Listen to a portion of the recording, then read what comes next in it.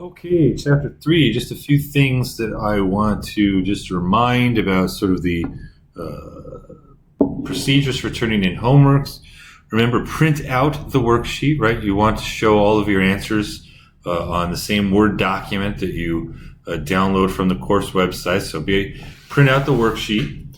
Make sure that you show all your work. Now, if you use scratch paper to do your work, make sure that you put whatever the final answer is, right, on the original worksheet. And you want to scan everything. Make sure you scan your scratch paper as well as your printed worksheets, the pages of your worksheets.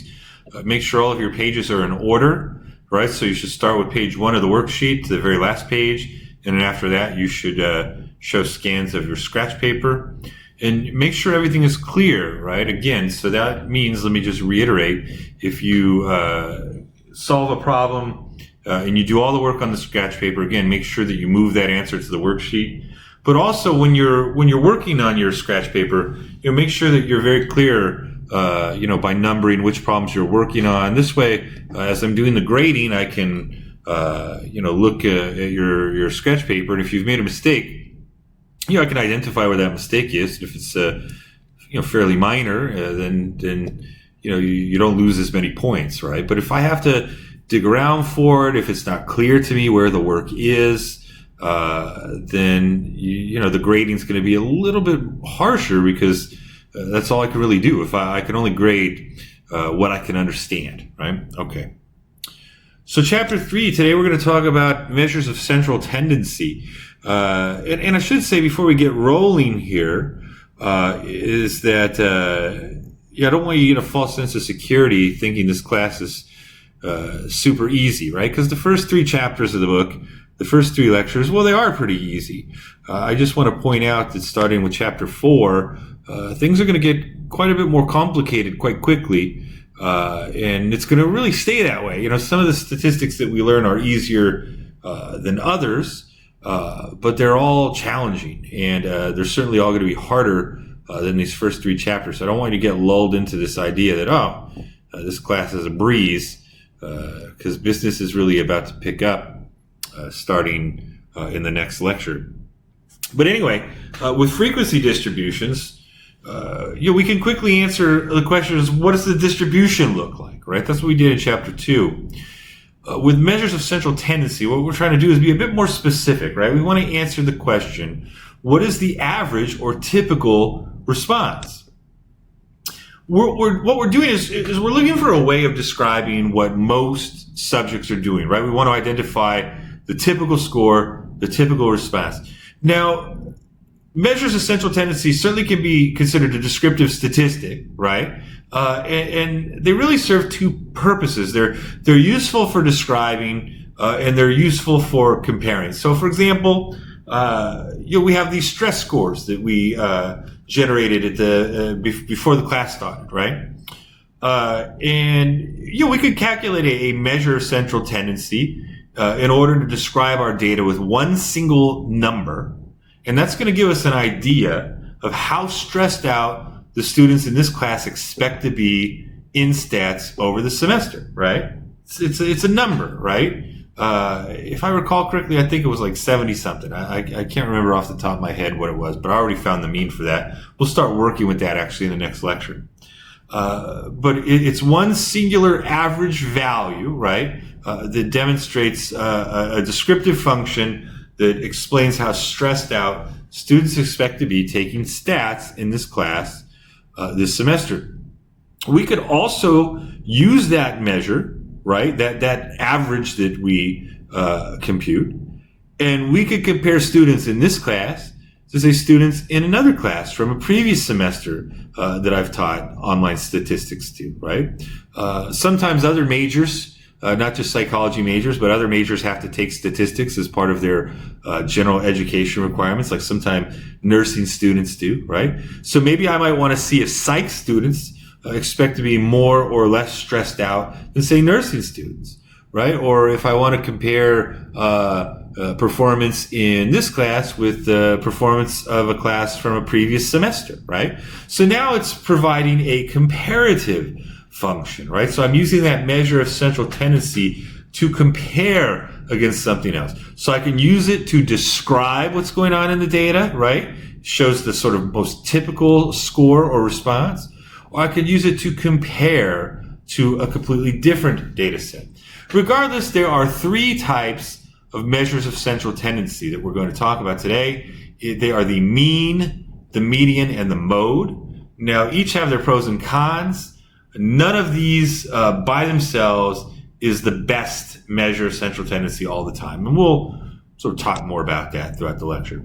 So what does it mean? It's simply the arithmetic average. And I want to point out here on the slide, you could compute a mean for a sample, but you could compute a mean for a population. Now, typically in psychology and in science, we're working with samples.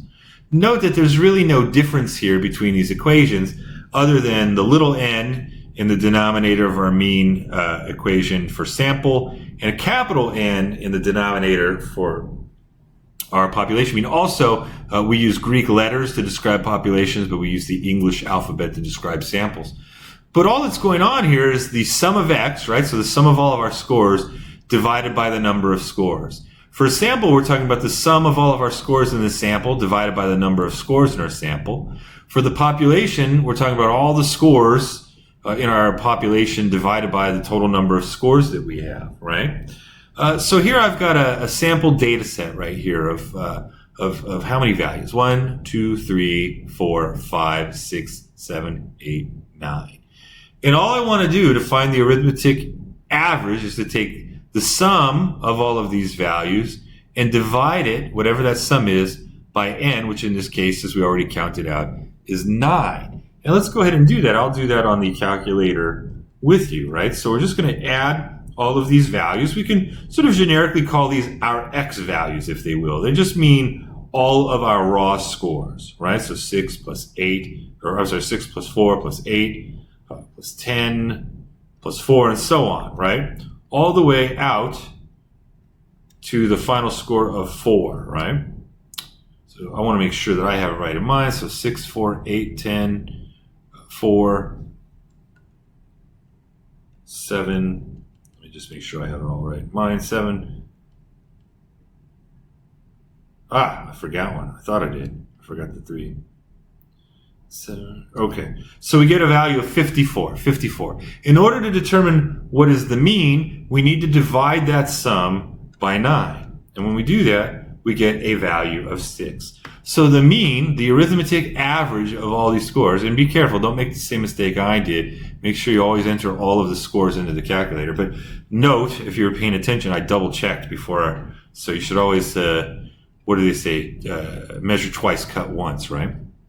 So the arithmetic mean for all of these scores, if we add them up and divide them by the total number of scores, is 6. All right, fantastic. Piece of cake. Last chapter, we were working with frequency distribution tables. And there are ways that you can use a frequency distribution table, much like this, in order to compute an arithmetic mean. And here's the formula right here. All it is the sum of x times f divided by the sum of f, right? So in the numerator, the way we're going to figure that out is we're going to multiply each one of these x times f pairs, right? 10 times 1, 9 times 0, 8 times 2, and so on, all the way down to the end, right? X times f. And once we've done that, we're going to take the sum of that column, right? So we're going to take the sum of each x and f pair multiplied by each other. We're going to divide that by sigma f, sigma frequency. So what we're going to do is add up our frequency column. That's going to be the denominator of our arithmetic mean. So the numerator is sigma x times f divided by the denominator, which is sigma f. So go ahead and pause the video and give that a shot, right? Try and do that. When you come back, I'll have the answer for you. So here, as you can see, I've just sort of incorporated it into our table, right? So 10 times 1 equals 10, 9 times 0 is 0, 8 times 2 is 16, and so on, all the way down to 3 times 1 is 3. If I sum that up, right, so I'm summing all of my x times f pairs, I get 54.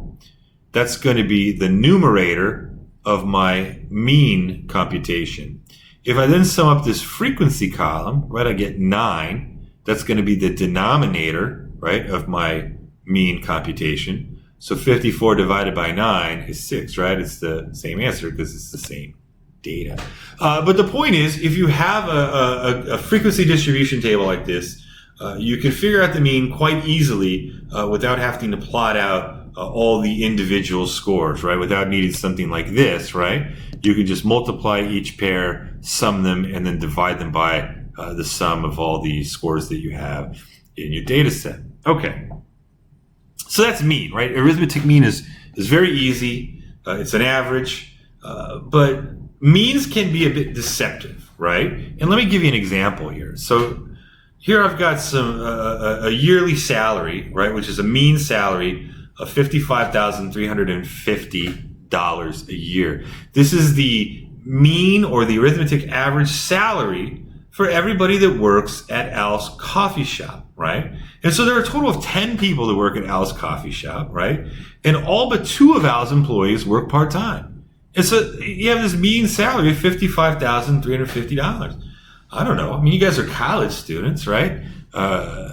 If you could work part-time at a coffee shop and make $55,350 while you're going to school, I don't know. That sounds like a pretty good deal, don't you think? But if you thought I was trying to fool you, you're correct, right? Because here is the actual salary data for the year for all 10 of Al's employees. And check this out. Al and his mother are the ones that make the most money, and they each make $205,000 a year. The remaining employees make $20,000 all the way down to $16,000 a year. And that's much more in line with what you might expect for a part-time employee, say at a coffee shop. But if we were to just take the mean of this, which we did at the previous step, we end up getting a value of $55,350. And so the question we want to ask ourselves is that measure of central tendency, does it really do a good job of the descriptive function that a measure of central tendency is supposed to serve? In other words, does that value really best describe the typical score in this data set? I think it's safe to agree, right, that it doesn't. It doesn't do that, right? So we're probably going to want to use something else, but I'll come back to that in a bit.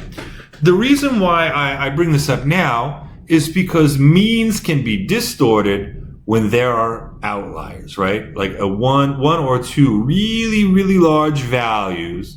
It's sort of the tail ends of the distribution, at one of the tail ends of the distribution, that dramatically distort the mean, right? So means are very affected by extreme scores or outliers. So here we've got a picture of a nice little old lady. Her name is Josephine Belasco. And she graduated from high school in San Francisco in 2006 when she was 98 years old, right? So think about how that would impact the mean age of that graduating class. All right, we're going to talk about this idea again when we discuss how to choose which measures of central tendency to use. And one thing I'll say is that certainly the effect of a 98-year-old graduate would sort of depend on the class size, right? But you can sort of mentally sort of work it out in your head, right? Typically, people are graduating high school probably at 18 years old. Maybe you have some 17-year-olds, maybe you have some 19-year-olds, but they're all within that range, right? So you have a bunch of scores that are, 18, 18, 18, 17, 18, 18, 19, 18, 18, and then all of a sudden you have a 98, right? Imagine how dramatically that's going to affect the mean age of graduating seniors in that circumstance. Changes to n, right? Changes to the size of our sample impact the mean. So obviously, if we were to add additional scores to a data set, right? We started off by computing a mean for 9 scores. I don't know if we would have added, say, another 10 scores to that, right? And recomputed the mean. Chances are adding those new scores is going to change the mean in some way, right? Maybe a little, maybe a lot. It depends on how spread out the scores are. But if we add more scores to our data set, it's going to change the mean. If we introduce a constant to each score, then that will also change the mean, right? In fact, the mean will change by whatever the amount of the constant is, right? So let's say Al's coffee business is doing really well, and everybody at Al's Coffee Shop gets a raise, right? So every single employee that works for Al gets a $1,000 raise, right? Well, if we remember correctly, the previous average salary was $55,350. But if every single one of Al's employees got a $1,000 raise, right? Everybody got a constant amount. That mean would go from $55,350 to $56,350. It would increase by exactly the same amount of that everybody's salary was increased by, right? Similarly, you might have experienced this in some of your classes. Maybe an instructor decides to throw out one or two questions on an exam because they think maybe they're not very good questions. And as a consequence, you might add 2 points to every single student's score. Well, then whatever the mean was before those questions were, or before those points were added, whatever the mean was before, it's going to increase by exactly 2 points, right? Okay. And then finally, we compute a mean for interval or ratio variables only. Think back to chapter 1, right? It doesn't make any sense to compute a mean for data that is ordinal or ranked data, right? So how could you extrapolate any sort of meaningful average out of, say, positions of a race finish? Same thing with categorical data, right? There's no real way that we can take an arithmetic average of the eye color of the class, right? We can simply count the number of occurrences and report the mode, right? Report which eye color occurs the most frequently, for example. But there's no real way in which we can compute an arithmetic mean for that type of data. Okay, the second measure of central tendency, that's the median, right? So with the median, 50% of the scores are at or below the median, right? You can compute a median for ratio, interval, or ordinal data. And the way you compute it is quite simple, right? If you have an odd, well, first of all, first thing you want to do is make sure that the scores are placed in order, right? From lowest to highest, right? So the very first thing you want to do when computing a median is rank the scores from the lowest value to the highest value in order. And what you want to do is find the most central value. Now, if you have an odd number of scores, then the median is going to be whatever the actual middle score is. So let's say you had 5 scores, right? Well, the most central score would be whatever score is at the third position, right? Because if you go to the third position, you're going to have 2 scores to the left and 2 scores to the right. So in this case, with 5 scores, the true middle position would be the third position of the data. If you have an even number of scores, then what you're going to want to do is find the 2 most central scores and take an average of those scores. So let's say you had 6 scores in your data set. Well, in order to compute the median, what you'd want to do is take the average of score 3 and 4, right? So you add whatever the values are at positions 3 and 4 and divide that by 2. And that's going to give you the median for an even number of scores. So here I've got some sample scores. I went ahead and taken the liberty of already ranking them from lowest to highest. And here we want to find the median. So we're going to count how many scores we have. 1, 2, 3, 4, 5, 6, 7, 8, 9 scores. So go ahead and find the median, right? Try and compute the median on your own. Pause the video, and when you come back, I'll give you the answer. So remember, the median is the most central value. Here we have an odd number of scores. We have 9 scores. So if we go out to the 5th position, we find that this is the true median, right? Because we have 4 scores, exactly 4 scores to the left and 4 scores to the right. So in this case, the median value for this particular set of scores is 4. Here we have another set of scores. Here we have an even number of scores, 10 scores. So remember, what I said to do here is find the 2 most central scores and find the average of those 2 scores. So you got to go out to the 2 most central positions, whatever those values are, whatever those 2 values are, find the average of those values, and that's your median. So go ahead and give it a shot. Pause the video. When you come back, I'll give you the answer. So here it is, right? We have a total of 10 scores. So the scores at positions 5 and 6 represent the true middle. And it just happens to be that the values at these 2 positions respectively are 4 and 6. So if we add 4 and 6 and divide it by 2, so in other words, get the average of these 2 scores, we end up computing a median of 5. So let's go back to Al's Coffee Shop here, right? We already determined that the mean was probably not the best way to describe the typical salary at Al's Coffee Shop, right? It wasn't the best measure of central tendency for this particular problem.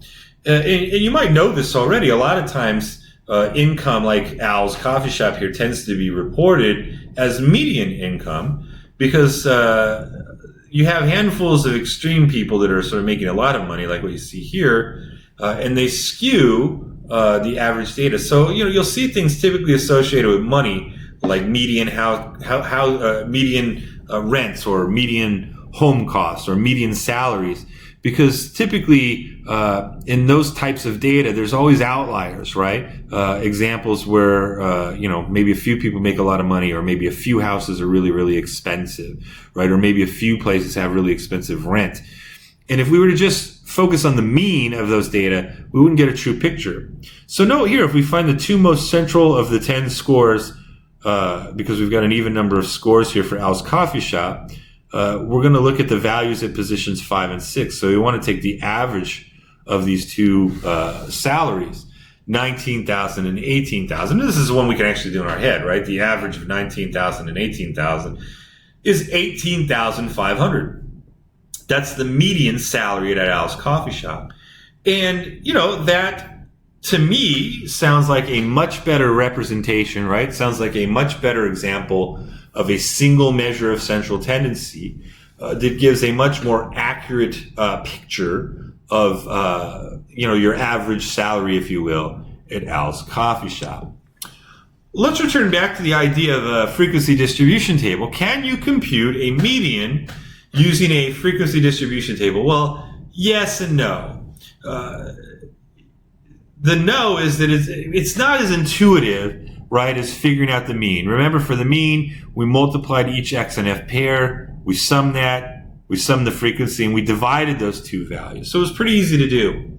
Here, the only thing we can really do is plot out the scores from lowest to highest and then compute the median. So we have to start with our lowest X value and mark how many people got that lowest X value, and we've got to work our way all the way up to the highest X value.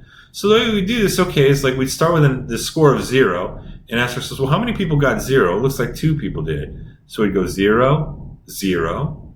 How many people got a 1? Well, it looks like nobody got a 1, so we can ignore that. How many people got a 2? Well, it looks like 2 people got a 2, so we'd go 2, then 2, and so on. So what I want you to do is use this frequency distribution table to continue to put all these scores in order from lowest to highest, and then I want you to compute the median. Pause the video and do that. When you come back, I'll show you the answer on the next slide.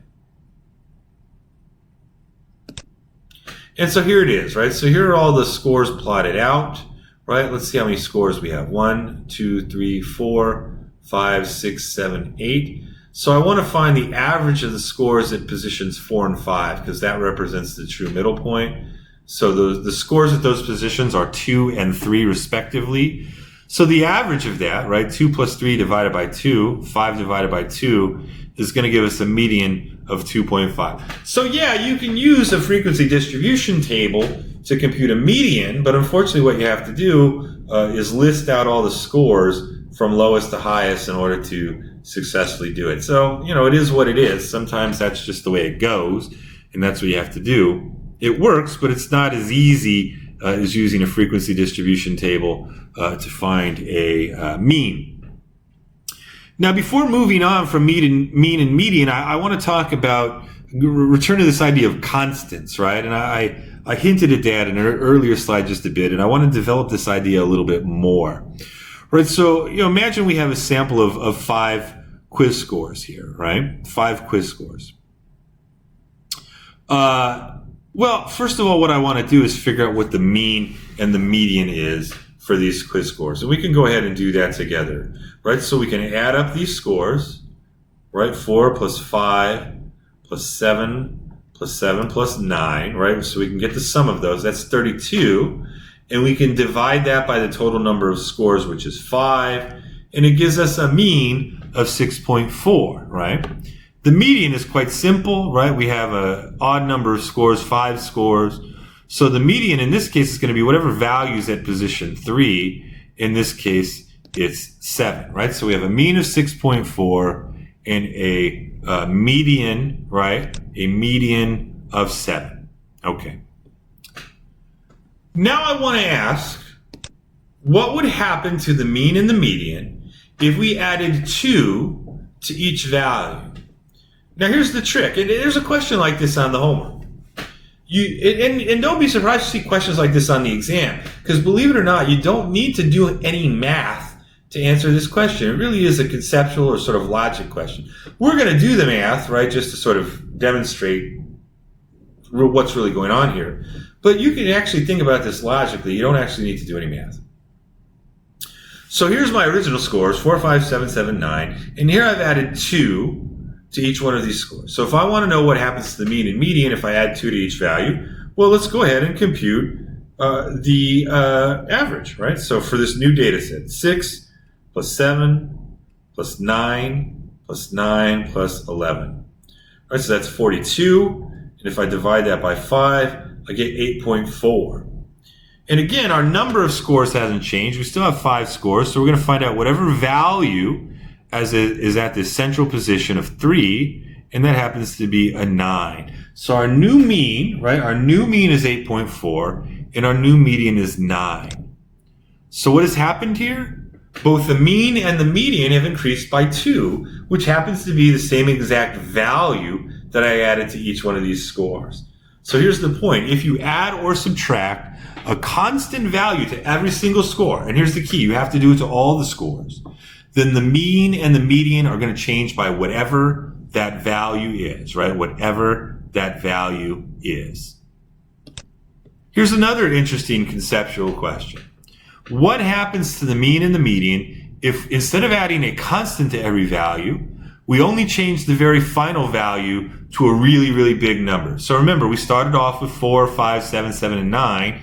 Here now I have 4, 5, 7, 7, and 30, right? So what's going to happen to the mean and median? Well, let's go ahead and compute the mean, right? So 4 plus 5 plus 7 plus 7 plus 30. That's going to give us 53. And if we divide that by 5, we get a mean of 10.6.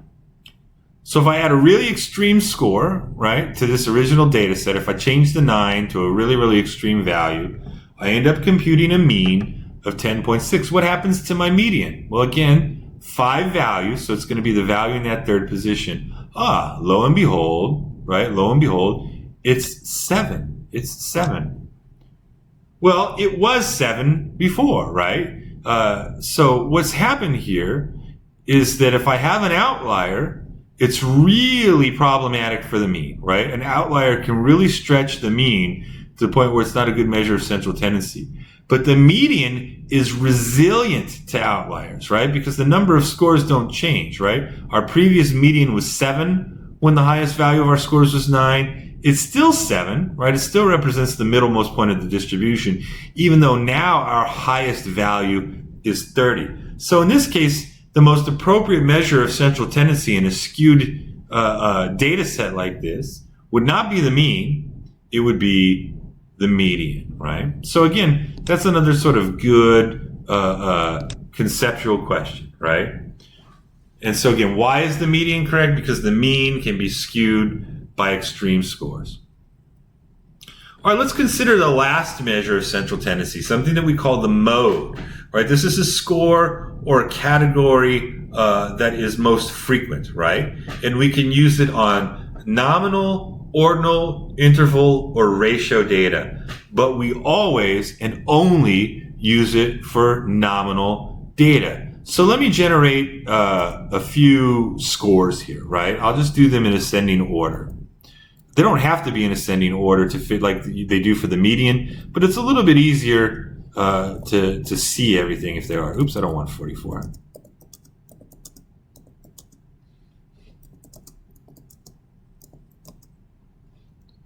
What's the mode of this data? What's the most commonly occurring value? It's 4, right? 4 occurs 4 times, right? All the other values only occur once. So mode is the most frequently occurring value. one thing that I'll say is that you can only have one mean, you can only have one median, but you can't have more than one mode, right? We talked about the idea that distributions, we talked about this in chapter 2, that distributions can be bimodal, right? They can be symmetrical. They don't necessarily have to be symmetrical, but if you see two distinct peaks as opposed to, say, just one central peak by itself, you would have bimodal data. Here we would say this is a major mode, this is a minor mode, right? That's one way to think about it. I do want to say there is a bit of sort of logic here too, right? If you look at a data set and no one single mode stands out. Like, imagine if you had a data set. Let me go back to the previous slide. Let's create a new data set. Imagine you had a data set that looks something like this.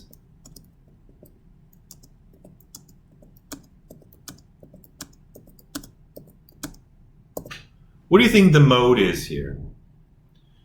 Well, would we say the mode is 0, 1, 2, and 3? I mean, I suppose technically we could say that, right? But we would be wrong, right? When you have particularly a small data set like this, and you might have several values that all have the same sort of frequency of occurring, then in that case, none of these would sort of stand out as the mode.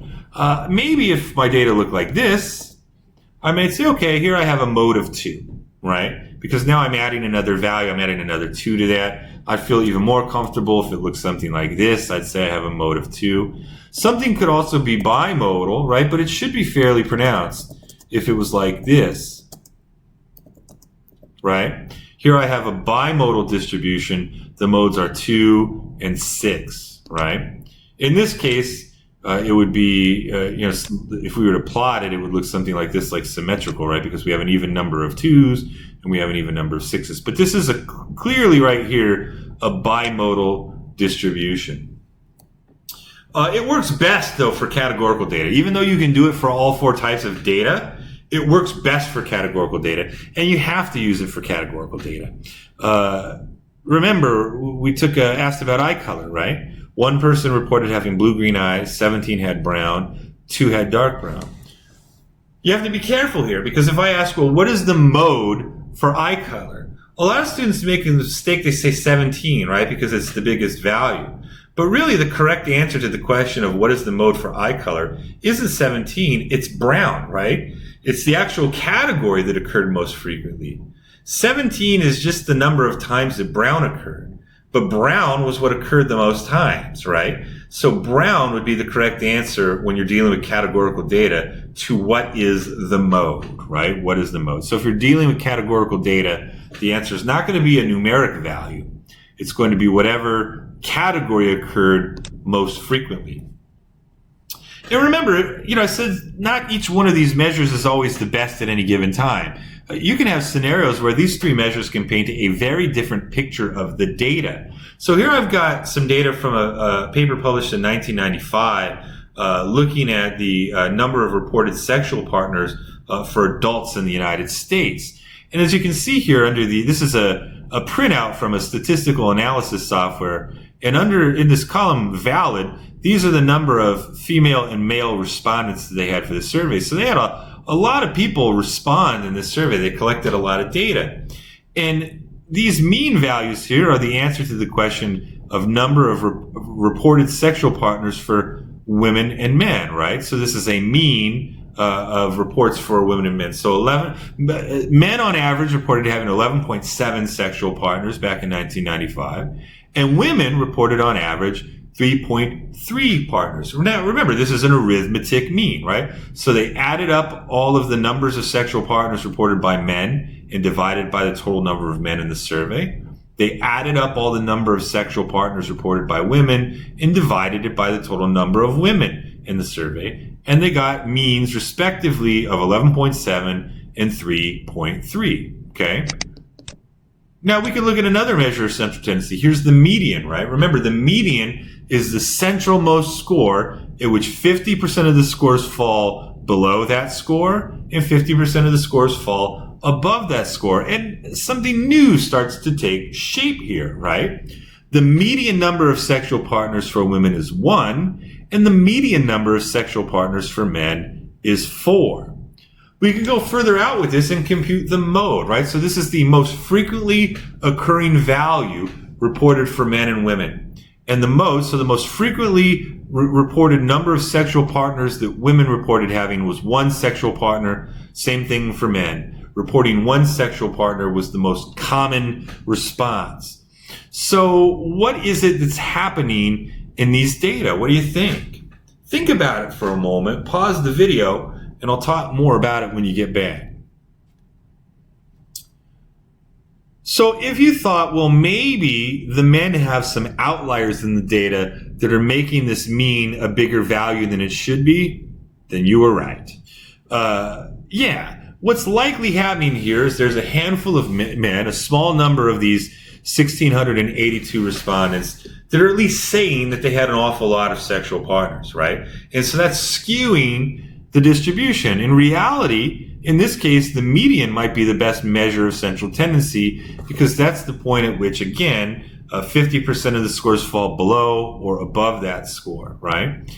These might be better measures of central tendency to account for any skew in the distribution generated by outliers. So again, and I'm making a bit of a judgment call here, right? Because I don't have all the raw data in front of me. But if this was your project, you would know that data and you could actually look and see, well, what are my outliers? How big are they? How frequent are they?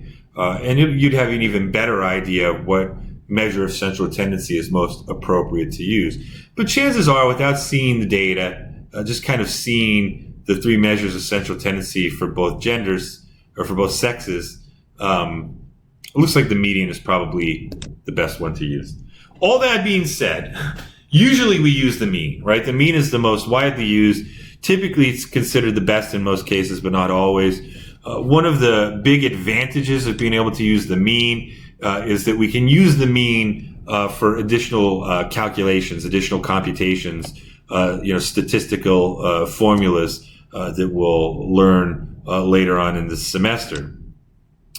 We'll use the median if our distribution is skewed by outliers, right? So Al's coffee shop or Josephine's 98-year-old age at which she graduated high school, right?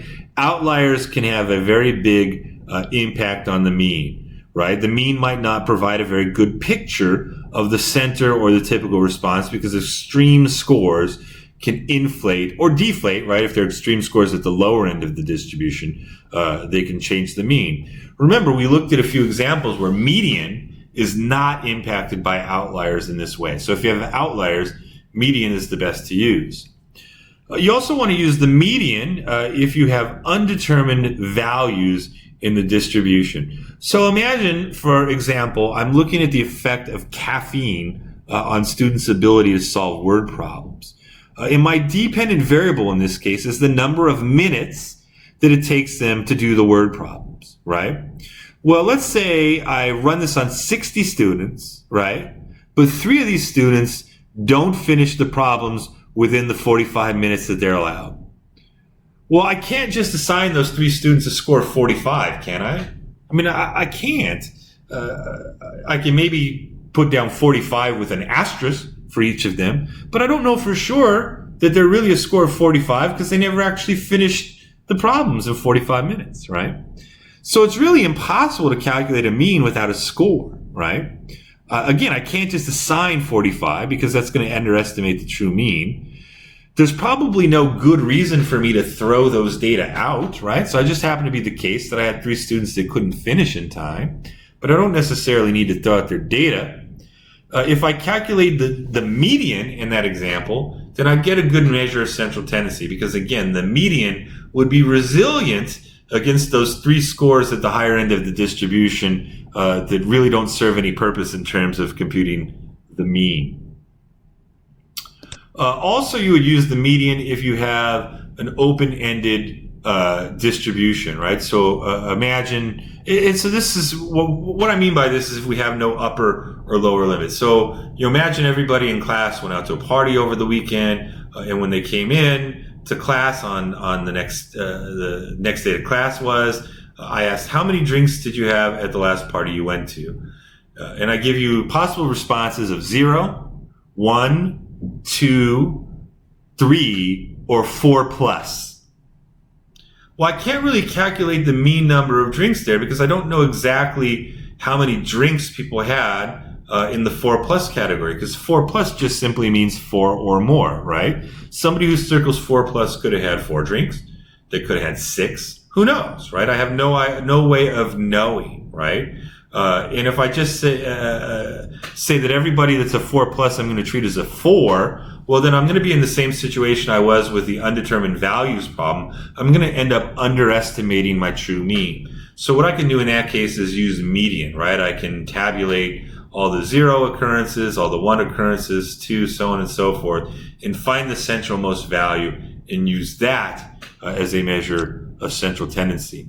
And also I would use the median if my data is on a ordinal scale, right? It doesn't make any sense to compute a mean for an ordinal scale. And what I mean by ordinal scale, particularly in psychology, is something that we commonly refer to as a Likert scale. You've probably seen this before. You see it on questionnaires a lot, right?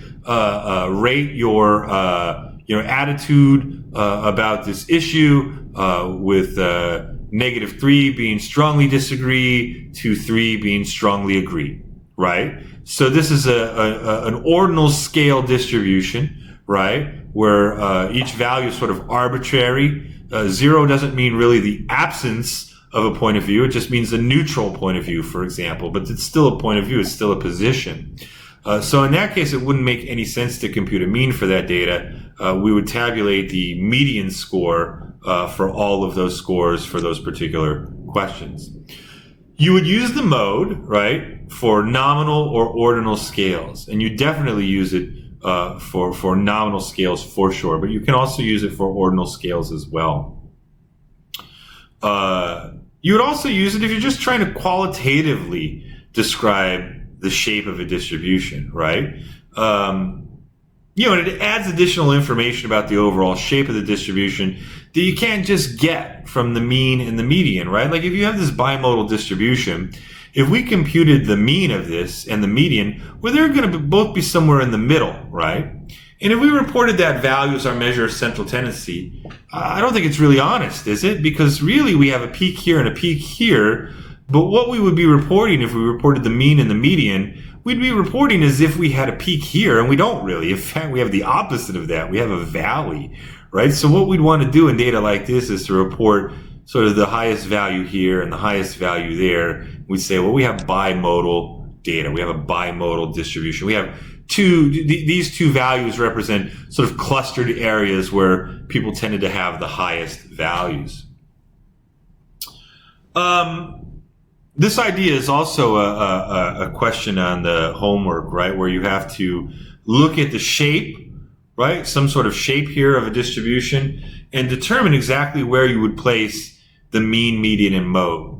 Now, if you have a normal distribution like what we have here on the left, here we have a perfectly symmetrical distribution. If that were the case, then the mean, the median, and the mode would all be the same value. Typically, we don't have a perfect symmetrical distribution, but we have something that looks fairly close. In that case, the mean, median, and mode wouldn't be exact, but they'd be awfully close, right? They'd be all very close to each other. Here we have a bimodal distribution. We just talked about that on the last slide. If we were to compute the mean and the median, here we have a symmetrical bimodal distribution. It's going to fall exactly in the middle here. It's actually going to fall in a trough where our modes would fall over in these areas where the peaks are. You can also have a situation where you have no mode, right? So imagine a distribution that was just 0, 1, 2, 3, 4, 5, right? Well, whatever the mean and the median is would be the true center of that distribution. It's going to be the same. But in this case, if you don't have a commonly reoccurring score, you don't have a true mode. And again, heed my warning from earlier. If you have a very small data set and you have 2 zeros and 2 ones and 2 twos and a 3, you don't really have a mode there either, right? You don't have 3 modes. You really don't have much of a mode at all. And then finally, skewed distributions, right? Where we mark these points of mean, median, and mode vary based on on the skew. I do want to point out that this is true whether it's a positively or negatively skewed distribution. So the mode, again, regardless of whether it's like this or it's a mirror image, right? So whether it's positive or negative, the mode is always going to be the central peak, right? The central peak. It's always going to be at the peak. The mean is always going to be somewhere pulled towards the tail, right? And that makes sense, right? Because outliers over here are taking the mean from this area and moving it over here, right? It's having an impact on the mean.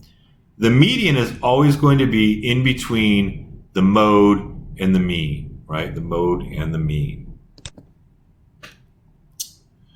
And just sort of finishing up here, it's also very important that you are able to compute these measures of central tendency.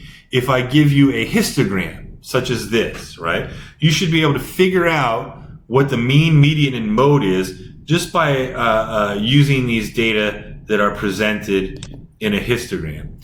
What you want to do, my advice at least, is to turn the histogram into a frequency distribution table. Well, how would I do that? Well, first of all, we say, well, what are my x values, right? They range from 5 all the way down to 1. So I'd want to create a table with an x and an f column. And in my x column, I'd start at 5 and work my way down to the lowest value, which is 1. In the frequency column, I'm going to tabulate the occurrence of every single one of my x values. And I'm going to do that by using my y-axis, which tells me what those frequencies are. So 2 people scored a 5. So over here on my imaginary frequency distribution table, I put a 2 in the F column as it corresponds to the 5. Then I'd go down to 4. And I'd say, well, how many people got a 4? Looks like 5 people got a 4. And then I'd go ahead and figure out what that is. I want you to go ahead and pause the video and finish making a simple frequency distribution table like we learned how to do in Chapter 2 using this histogram. All right, so if you did it correctly, this is what it should look like, right? So 4 people got a 1, 2 people got a 2, 3 people got a 3, right there it is. 4 people, 5 people got a 4, and 2 people got a 5, right? And so on. Now, if I want to now figure out the mean, right, the measure of central tendency, the mean for this, I can revert back to my old formula, right, that allows us to use the frequency distribution table to easily compute mean as the measure of central tendency. What I'm going to do is take the sum of my x times f, right, x times f columns, right, so I'm going to go x times f for every pair, sum that up, and I'm going to divide it by the sum of my frequency column. So go ahead and give that a shot as well. So go ahead and pause the video, try to do that, and I'll give you the answer on the next slide.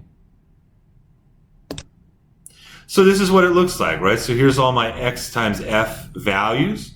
If I sum them up, I get 47. If I sum up my frequency column, I get 16. So 47 divided by 16 is going to give me a mean of 2.934, or I could just round that up to 2.9. What about figuring out the median, right? The median. Well, again, it's not super intuitive, right? The only thing you can really do is start with the lowest values, right? And just plot them out, right? Write them down as they occur in sequence, right? So it looks like 4 people got a 1. So I'd go 1, 1, 1, 1, right? 2 people got a 2, so I'd add to that 2, 2, right? Because that represents the 2 people that got a 2. And I do that all the way out to 5. And once I plotted that out, well, then I would just find my most central score. So go ahead and give that a shot. Pause the video, see if you can finish what I've started here and compute the median. And here it is, right? Here are all of our scores in order. We have 16 scores. So what we want to do is find the average of scores at positions 8 and 9. And it turns out those are both 3, right? So that's pretty easy. 3 plus 3 divided by 2 is 3. So the median of this data set is 3, right? Oh, and I will say before I move on, what about the mode, right? Could we make an argument this is a bimodal distribution? Because you've got a peak here of 5 people getting a 4 and 4 people getting a 1, and then everybody else seems to have 2 and 3. Yeah, I would consider this distribution bimodal. Again, the mode is really tricky when you have a small number of scores, right? The mode is much more useful. Of course, it's always what you would use for categorical data. But when it comes to numeric data like this, the mode is most useful when you have at least 30 scores. But if you had a small set of data like this on an exam, I think the correct answer here would be the mode is both 1 and 4, right? That it's bimodal data. Okay, the very last thing I'll say is one of the things we're going to learn this semester is how to present our results in APA format, right? That's the sort of one of the main professional organizations that governs our profession, right? It's just what a professional organization is. And part of what the APA has done, right, the American Psychological Association, is they've created a standardized way of how we present research in the public sphere, right? Now, a lot of that you're going to learn when you move on to the research methods class where you learn how to write a paper. You're going to learn about all the protocols established by the APA in terms of writing a paper. In this class, I'm going to teach you all the protocols that are associated with writing up a results section. So this will help you when you get into the next class because you have a bit of a leg up, I think, on other students in your class. Now, all we've learned about so far, though, have been measures of central tendency, measures of the mean. In this instance is what we're sort of using here. But imagine I was writing a scenario in which I want to say one group did better than the other group, right? The treatment group did better than the control group. I would say something to the effect of the treatment group. Oops, I want to move this so you can see me do this in real time. The treatment group, and as soon as I state that level of the independent variable, because note, I have 2 levels here. One level is treatment group, the other is control group, right? And I could say my overall independent variable might be the group that participants are in. So here I say the treatment group, and I immediately report its mean, and I do it in parentheses, right? So I open up a parentheses, I put an M in italics, right? An M in italics equals 17.6. So I say the treatment group, and I report its mean, scored higher than the control group. And then I report that control group's mean in parentheses, right? So far, that's all we've learned how to do. And if I was reporting median, I'd say MED, and I'd report the median. If I was reporting mode, I'd spell it out MODE. Again, in both cases, it would also be italicized. So far, that's all we've learned to do. As the statistics that we learn become more and more sophisticated, then our results sections are, as a consequence, going to get more and more sophisticated as well. So, for example, in the next chapter, we're going to learn about a standard deviation. And that's going to be a value that we also incorporate into our APA write-ups. So now is the time where I would ask if you have any questions. Note that I don't have any practice problems for you to do from the back of the chapter. I think everything that you need to prepare for you for the exam, you can find it on the worksheets. You can find it in the lecture slides. I think at this point, you should be good to go. So that's all I have for you for this chapter. Again, be sure to let me know on the course website if you have any questions, or be sure to send me an email. Good luck.